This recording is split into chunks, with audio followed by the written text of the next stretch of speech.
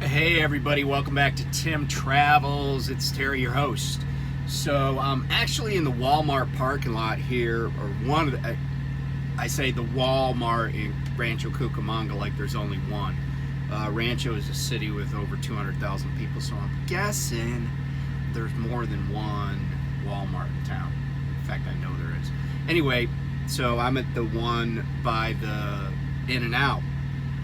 Oh wait. There's probably more than one Walmart by an In-N-Out in Rancho. Anyway, I'm at the one. Actually, I'm Foothill Boulevard in the 15th, so that'll narrow it down a little bit.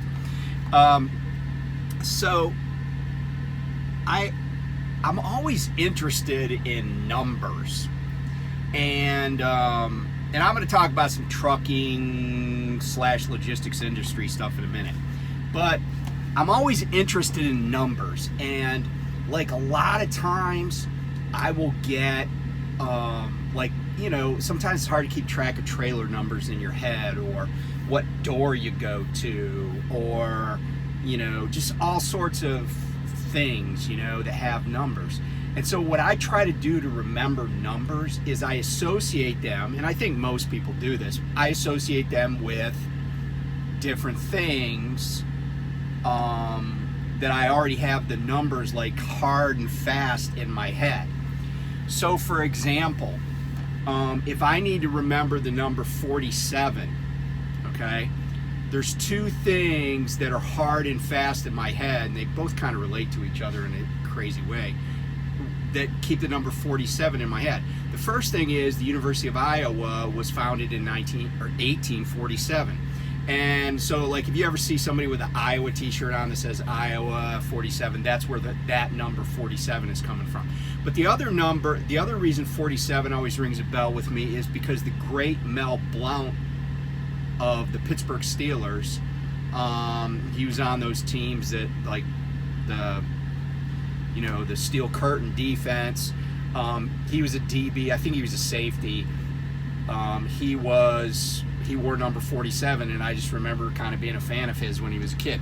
So that'll give you an idea. But a lot of times there are bigger numbers, and I remember them based on dates in history, or like ship hull numbers.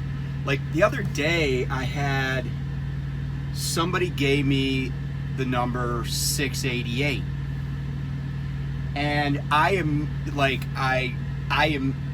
immediately was like, oh, the USS Los Angeles, because the Los Angeles was the 688 class sub, leading sub, right? So I don't know the hull numbers of every single sub in the Los Angeles class, but I sure as hell know the hull number 688.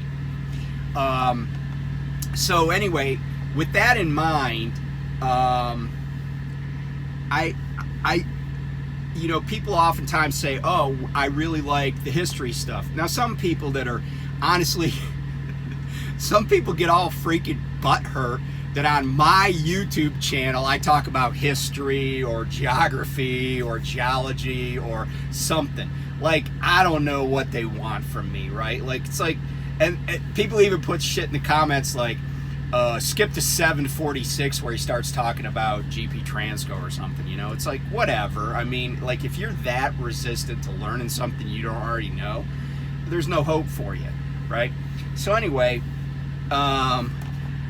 what I started looking at how many subscribers I have, and I kind of keep track, but I don't like, a lot of times, unless I look, I don't know exactly how many, because people subscribe pretty much every day, so the number ticks up, and sometimes people unsubscribe, so the number ticks down. So earlier today, or maybe yesterday, I had this idea that what if I use the number of subscribers as a year number, and I start talking about history from that year? Because,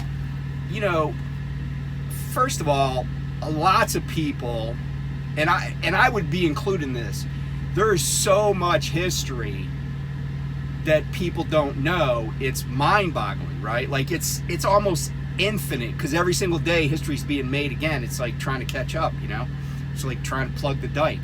So And Americans, honestly, they don't understand. Americans are not really great at understanding the rest of the world because we've been so isolated throughout our history, right? Like we only have two neighbors, and essentially we've always only had two neighbors. Now, sure, the United States wasn't always all the territory from the Atlantic to the Pacific coast, right? We had, there were Spaniards on the continent. There were Mexicans in what is now the United States. There were French, like the Louisiana Purchase, we bought it from the French. We bought Alaska from the Russians. But by and large, Americans have been isolated, right?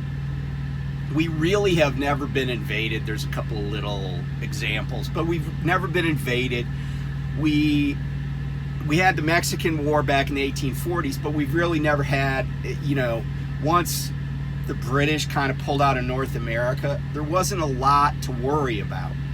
And so our relationship with our neighbors has never been like it is in, say, Asia or Europe or the Middle East, right? We're a big country, and then there's two pretty big well, actually Canada's bigger than we are geographically, and Mexico's a pretty big country, and we're just kind of like, we're all here. So what I thought it would be fun to do, if you'll indulge me, is I'm going to talk about things that happened in the year that is the same as the number of subscribers I have on a given day. Now, I may not do this every time because sometimes I like to highlight features about where I actually am. But I'm going to do it today. And in order to put things in context too, right? Like where we fit on the big blue bubble, right? I'm going to go back at some point and and I have 1,432 subscribers as of today. We're going to go back and we're going to talk about probably over time 50 to 100 enormous earth-shattering events that happened before 1432, right?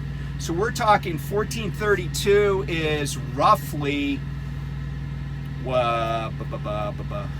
sometimes we're talking almost 800 years ago, 790 years ago, right? Is that right? 690 years ago, because it's 2022. So yeah, so 590 years ago. Okay, but so, see how, like, I gotta get a handle on these numbers. So 590 years ago, right? A lot of shit has happened in 590 years. Like, one of my grandmothers was born in 1902, and like she was 16 years old. Well, she was 15 years old when the United States got into World War I. She was a baby when the Wright brothers flew at Kitty Hawk, okay? She was 16 years old when World War I ended and the Spanish influenza pandemic happened, okay? She was already an adult with children by, before the Depression started. Or, well, she was an adult. She didn't have my mom until 1930. But, like, we're connected to all these people all the way back, right? We are. So, I don't know if what I'm going to tell you about in 1432 is any of our ancestors. You would have to do your genealogy, which is kind of a cool hobby. It's not a hobby I'm into, but I do know people that are into it. So anyway, without further ado, 1432, just, not a super well-known year, but it was a leap year. So that means what? I don't know, there was an election or something. No, it was just a leap year. I don't think most of the people that inhabited the earth that year really understood what February 29th was all about. But anyways, a leap year. It started on Tuesday, which you know what that means? Party time on Monday night, right? No work on Monday because it was New Year's Eve. So a couple of interesting things that happened during that year. On May 6th, Jan van Eyck and maybe his brother Hubert, or he might have pronounced it Hubert, they first exhibited what is known as the Ghent altarpiece, and I'm going to show you two photos. And you know, you say, well, why am I interested in art? Well, because art is culture, it is history, it is society, it is science in many ways, before photographs, before lots of stuff, okay? So, and this was Christian iconography, right? And this, well, let me just show you. So I'm going to show you two pictures. The first one is the front of this altarpiece. And what it is it's a series of panels, right, that were painted on and decorated over many years, because they started this so this is May of 1432. They started this in the mid 1420s, so this was a years-long project. So the first one is the panel that you would see looking at the altar in this cathedral in Ghent, which is in the Netherlands. And then the second one is the back of the panel. So like, man, they just did it up, like, you know. Anyway, so take a look.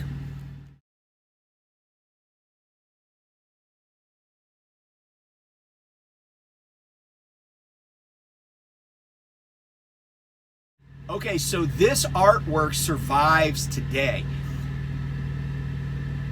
I mean, it's hard to kind of stress the importance of this. This artwork is no less important than Michelangelo painting the ceiling of the Sistine Chapel, which, by the way, predates this. So we'll talk about that when we go through some of the stuff that predates 1432. But the other thing is, this piece of art is movable, right? It's panels, right? And you know, so it's not like carved in stone, so to speak. It's not like the ceiling of the Sistine Chapel. It can be moved.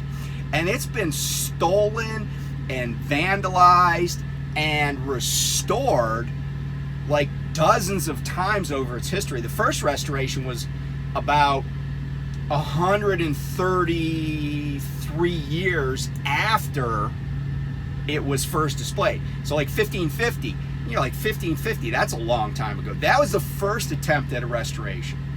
And it's been, you know, restored since. It is by far one of the most valuable pieces of artwork in the entire world. The value of it is probably immeasurable. If for some reason the cathedral in Ghent was going to try to sell it, it would probably be somewhere in the $1 billion range. It would be insane. But anyway, so that was, and again, this is important because it's this Christian iconography. And rich people, so the people that commissioned these artists, the Van Eyck brothers, they were wealthy, childless people. And they, you know, a lot of times really rich people would commission artwork that was dedicated to Christianity because they really believed they were securing their place in heaven by exalting, you know, the Savior, the Christian Savior, Jesus, of course, and Christian theology. So there are probably thousands of artists who created Christian iconography. There are hundreds of them that are famous for their paintings and their statues and this thing is actually called if you've heard the term diptych or triptych, those are like 2 and 3 panel, right? DI and TRI. panel. This is considered, I think, a poly tick. I might be saying that wrong, but because it's several panels. So anyway, that's that. And then the other another interesting thing that I thought was interesting is that on August 31st, 1432, the Lithuanian Civil War started, and that Civil War lasted until 1438. So significantly longer, about twice as long as the American Civil War. And I've certainly talked about that. So anyway, that's kind of like the breakdown on 1432. A couple of things I want to talk about that are affecting our industry here in the next little bit. So there was a decent sized merger, Quest Global, and you might not recognize the name off the bat, but they have trucks that are quite decorated. They usually have a lot of like murals of like patriotic art on them. They're based in Cartersville, Georgia. They are a refrigerated carrier that were bought out recently by the number 2 refrigerated carrier in America, KLLM, based in Jackson, Mississippi. I don't know, you know, when I see KLLM in a lot of places, it's their intermodal containers. I would say, just based on, you know, anecdotally, right, what I see on trains in my casual observation of intermodal trains, KLLM has way more containers than Prime. I think Prime has actually got into the intermodal game a little bit later than a lot of companies that are smaller than it. Now, certainly JB Hunt, Schneider, they're two of the biggest. You know, I mean, Hunt just bought another 20,000 containers, like they ordered 20,000. But anyway, that merger's going on. So KLLM is trying to like increase their market share in the climate or the temp control space. The other thing that happened just shortly ago, because today's Saturday, so I think it happened today, was a presidential emergency board, a PEB, was put together by the authorization of the President of the United States, that is. And what that means is that we were about to have an enormous and major rail worker strike on Monday if this PEB was not in place. And what the PEB will do is it will create a 60-day cooling off period so railroad workers cannot strike. And during that time, the PEB will make like recommendations for the two sides. And it's not, it's kind of binding arbitration, but it's kind of not binding arbitration, if that makes any sense. So that strike, though, the rail strike, is averted. However, and this has the potential to affect truckers more than a rail strike, because I kind of looked at a rail strike like it's going to jack things up if you're moving intermodal containers for Prime, like you're in the intermodal division. I felt like it was kind of it could really, like, you might not have anything to do, right? Like if you're working in a city that's not a port, like Salt Lake, we have intermodal folks. But the strike that may have, you know, so let me back up for 1 second. So I thought like guys like me could actually benefit from the fact that, and certainly people that do dry van would benefit from the fact that the railroad went on strike. Because that means basically no containers were going to be moving across the U.S. or, you know, city to city like they do now. And so that would create an enormous backlog of cargo that needed to be put in some kind of trailer and moved somewhere. So that would, although that was going to have a huge impact on the economy overall. But the other strike that's also looming may actually impact truckers more than a rail strike, and not in a positive way, in a negative way. And that's a potential. There's a potential for a longshoreman strike. I don't know what the status of their contract negotiations is, but it's kind of getting to the 11th hour. So what has to happen is that has to get solved. And the reason I say that could affect truckers is because I've hauled stuff like, now dry van certainly, but like you wouldn't think hauling scrap cardboard would be impacted by a longshoreman strike. But when I hauled, at least once, I hauled scrap cardboard from Denver to Long Beach, which was a good trip. This was when I was at night. Denver to Long Beach, and I took it to a cross-docking facility, and they took it right out of my trailer and put it into a sea container, right, an intermodal container, and that stuff was being shipped to China. But you can imagine the company that's doing that in Long Beach, if no one's going to put that container on a ship, then their business is going to shut down. If that, they're going to be like, well, I don't need these night dry van guys bringing me cardboard because I got nowhere to put it. I got nowhere to send it. I can't get it out of the United States. So anyway, that's a quick update on some stuff that was kind of looming or still is looming.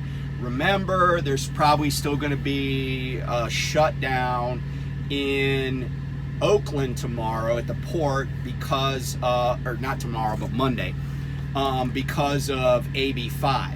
Now, I did kind of see an article, and this has kind of been in the back of my mind, that some people, some businesses might be just like, F it, I'm gonna just let these guys run as long as they want to, and I'll worry about AB5 if somebody comes and knocks on my door.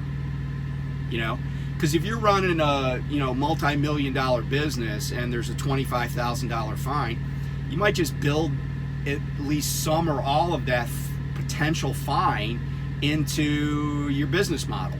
You might just be like, hey, it's the cost of doing business. I mean, I knew a guy years and years ago, and this is before this is probably way before, well, this is way before CSA points and stuff. But he worked for CFI, and he said they had a client down in Georgia, and the client was down a road that it clearly was marked no trucks, right? And the client was always like, yeah, just come down here. If you get stopped, we'll pay the fine. So they built trucks, semis coming down a road that was semi-prohibited into their business model.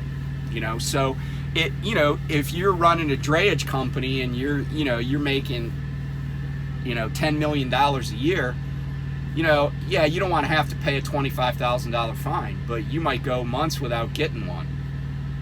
So why close your business because you might get a fine? I mean, if there's no criminal penalty, no one's getting locked up, $25,000 for a $10 million a year business might be just like a rounding error.